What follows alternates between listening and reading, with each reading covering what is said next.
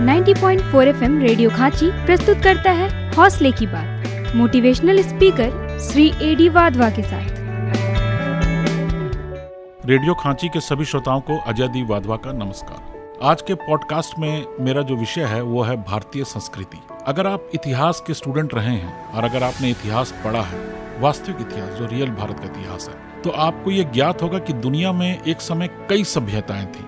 भारतीय सभ्यता थी, रोमन सभ्यता थी, चीन की अपनी सभ्यता थी, अफ्रीकन कंट्री की सभ्यता थी।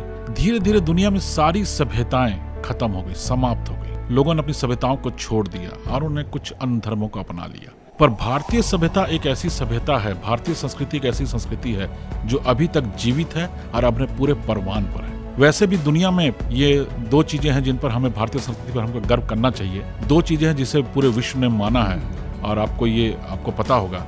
एक कि दुनिया की जो प्रथम भाषा है वो एक भारतीय भाषा तमिल है और तुरंत उसी के लगभग कुछ बाद ही संस्कृत आई। तो दुनिया की जो प्रथम दो भाषाएं आई वो भारतीय भाषाएं थी, तमिल और संस्कृत। उसके बाद ये भी दुनिया में सारे विद्वानों का मानना है, वैज्ञानिकों का मानना है कि जो पहले दुनिया में आलेख मिले, जो पहले किताबें आई, वो पूरे दुनिया में जो आई वो वेद थे।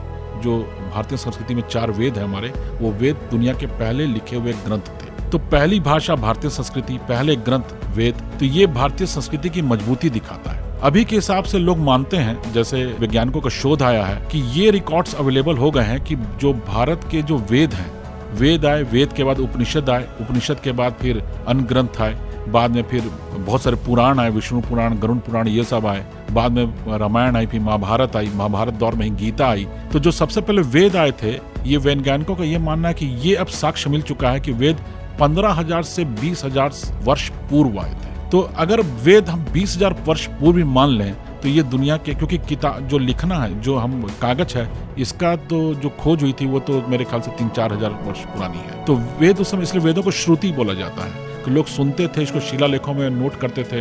अब बाद में धीरे धीरे जब कागज आया या जो लिखने का अन्य साधन है, कागज तो बाद में आया, उसमें इनको लिखा गया। तो भारतीय संस्कृति बहुत पुरानी संस्कृति है, दुनिया की सबसे मजबूत संस्कृति है और इतने ज्यादा विदेशियों से हमले सहने के बाद भी भारतीय संस्कृति अक्षुण्ण है, अपनी जगह टिकी हुई है। तो हमें अपने इस पर गर्व करना चाहिए। दुख की बात है कि हम जो भारतीय हैं वो धीरे धीरे आजकल अपनी संस्कृति को भूलते जा रहे हैं, हमने अपनी भाषा को भूलते जा रहे हैं, अपने कल्चर को भूलते जा रहे हैं। हमें भारतीय संस्कृति को याद रखना है। तो मेरा आप सबसे अनुरोध है कि जो हमारे बच्चे हैं, जो यंगस्टर्स हैं, जो मुझे सुन रहे हैं, या अगर हम मेरी उम्र के लोग हैं जिनके बच्चे बड़े हो चुके हैं, हम सबको अपने बच्चों को बताना चाहिए कि बच्चों अपने भारतीय संस्कृति से जुड़ो। एक बहुत छोटा एग्जाम्पल देता हूँ। जैसे पूरे विश्व में कोरोना आया, भारतीय संस्कृति में हम हाथ जोड़ कर नमस्ते करते हैं। हम जो हाथ जोड़ कर नमस्ते करते हैं, पूरी दुनिया में बहुत देश हैं जहाँ लोग हाथ मिलाते थे, गले मिलते थे। कोरोना आया तो सब ने ये सब बंद कर दिया और सब भारतीय संस्कृति पर आकर लोगों ने हाथ मिलाना छोड़ दिया। गले मिलना तो दूर की बात है, लोग अब सिर्फ नमस्ते करने लगे। आपने कई टीवी पे फॉरेन के जो बड़े बड़े डेलीगेट्स हैं, बड़े बड़े प्रधानमंत्री, राष्ट्रपति हैं, सबको देखा होगा, सब नमस्ते कर रहे थे। तो एक छोटी सी चीज है जिसने भारतीय संस्कृति का महत्व को बताया। देखिए, कई बार हमें बोला जाता है कि भारतीय संस्कृति में हम मूर्ति पूजा करते हैं, या कहा जाता है कि आप सूर्य की पूजा करते हैं, जमीन की पूजा करते हैं। देखिए, इसका एक कारण है। मेरा ये मानना है कि जो हमारी संस्कृति है उसमें जब मनुष्य आया उस समय धर्म नहीं हुआ करते थे, क्योंकि जो विश्व के जो प्रमुख धर्म है, जैसे ईसा मसीह 2000 साल के पहले आए, या जो इस्लाम धर्म है वो तो 1400-1500 साल पहले आया, सिख धर्म 550 साल पहले आया।